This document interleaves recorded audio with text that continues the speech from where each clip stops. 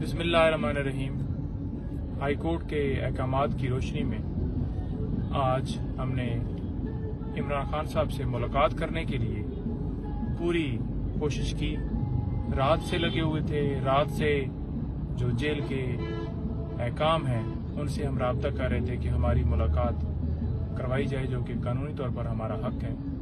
खान साहब से power of attorney sign करवाने हैं और उनसे केसेस के हवाले से इंस्ट्रक्शंस लेनी है, जो कि कानूनी तौर पर हमारा हक है। लेकिन शायद वो पिछली प्रेस कॉन्फ्रेंस की वजह से आज जो है हमें इजाज़त नहीं दी गई, बल्कि सिर्फ ये कहा गया कि बीबी साहिबा को अलाउ है और आप नहीं मिल सकते, आप अगले हफ्ते आइएगा।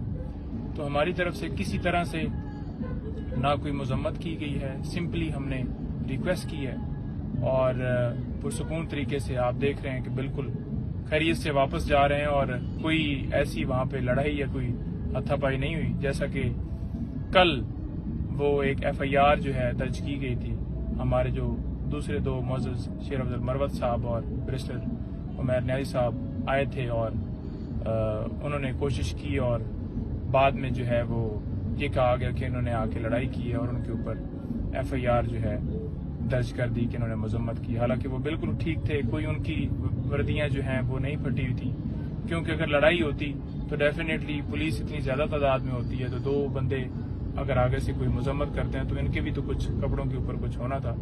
लिहाजा उन्होंने उसकी हद तक तो प्री अरेस्ट बेल ले ली है।